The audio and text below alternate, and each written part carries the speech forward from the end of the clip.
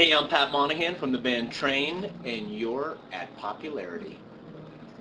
Can you compare the way you approach your music now compared to when it all began, and how has it changed?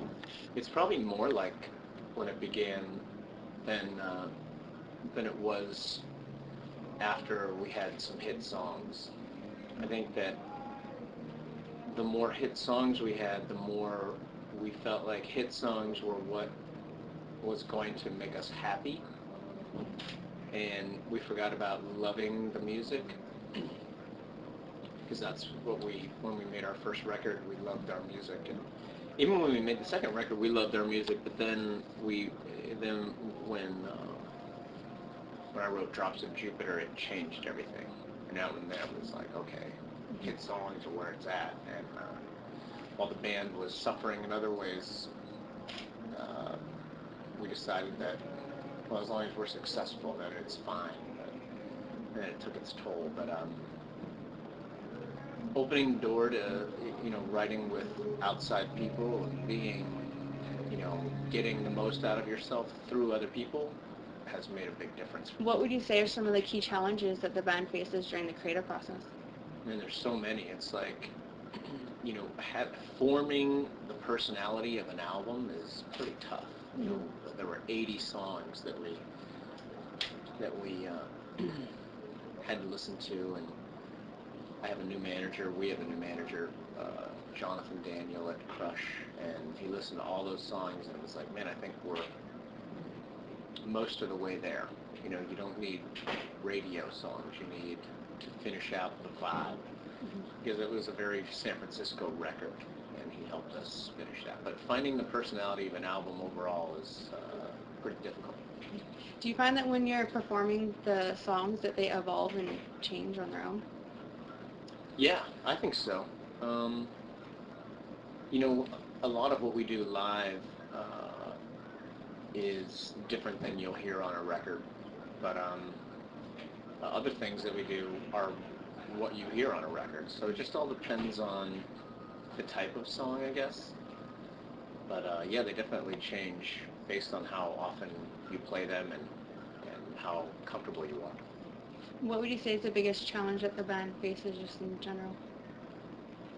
This interview probably being an artistic form of anything that people care about while you're alive is like incredibly difficult. So I think the challenge overall forever will be how how do you continue to create something that people will care about? It's a very difficult thing. Do you feel that the best music writes itself? It seems that way. It seems like the harder I work on something, the further away it gets from greatness. And then sometimes when you think, oh, this is too easy, that's when it's special. Do you think that music can help heal all the complex issues in the world? Well, I think that music definitely can help the complex issues of the world, but it can't solely solve the world's problems. But I don't know. I like to think of kind of a responsibility that I have is to create something positive for the planet, because there's enough things that aren't. And Hey Soul Sister, I think, brought a lot of joy to people.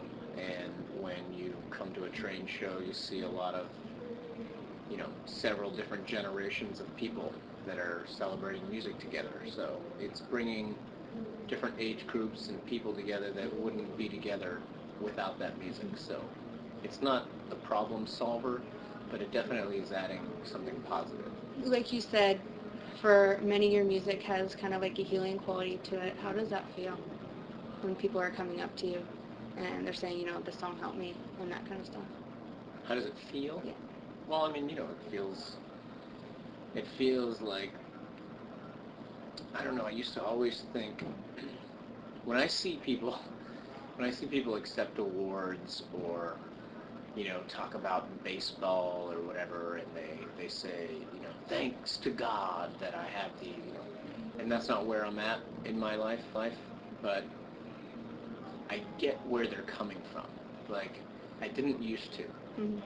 I feel like the universe decides really how to bring something out of somebody. You have to work really hard, but the universe decides what and who is going to bring out those things that are helpful.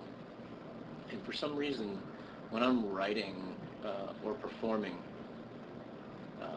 it feels like me until later, and then I go like, wow, I don't even remember half of that. You know, it's almost like I'm a vehicle for something, and so I just feel like I'm super grateful that the universe has chosen me to express itself. That's all. At the same time, do you feel that it's kind of creating music is a healing process for you as well? Yeah, yeah, for sure. How would you say that your music communicates your truth? I think that the purest form of myself is my voice. And when I sing, I don't have to form an opinion. I don't have to give anything to anyone that isn't like it's not jaded or formed by anything that the outside world has kind of tampered with. And so I feel like my truth is my voice, and without words, my voice is really the truth about me. And I'm lucky because I don't know what everyone else's truth is, but it feels good to release it occasionally. Mm-hmm. How do you feel the band's like personal relationship between you guys has evolved with this album? Well, we were in a bad position for several years because we let that happen. We kind of let the band get out of our hands, and when we came back together, I asked these guys if they were ready to get the band back, and they knew what I meant. Like, we needed to take it out of the hands of the people that were strong personalities around us. And we just got back to the three of us, and then asked for help. And when we got back to the three of us, I think any relationship that has anything to do with love has to have appreciation. And if you feel like you're going to be in a relationship that you can't appreciate one another, it won't last long. And ours was just about up. And being away from each other really gave us a great appreciation for one another. And it saved the band. So as time goes on, instead of us thinking, you know, that guy's not putting enough in and I'm not getting enough out of it, we're all thinking more like, what can I do to keep this going great? And that's a really big difference, and it's a really positive difference. What's your take on the industry climate that the band is in right now? Man, I don't know. It's when we started out, iTunes wasn't even a thought, you know. So we're very fortunate that iTunes has really created a new platform for the band, and it's hard. It's hard to survive on this planet in anything you do, and I think the fact that we're surviving in an industry that we love. The industry is smaller than it's ever been, and I've known a lot of people who aren't here anymore in this business, and I know a lot of people who are still here, and I love the people who are still here. They're really they make a positive difference, and I really like that. I think that there is enough gorging over the years and people getting rich off of other people's, work, or the consumer overspending or whatever. But this is the great balance. I really am enjoying the climate that we're in, but man, we don't take it for granted. Even though we're in a positive place, you can't forget what it takes to be here. Do you have anything you'd like to say to the Raiders of Popularity?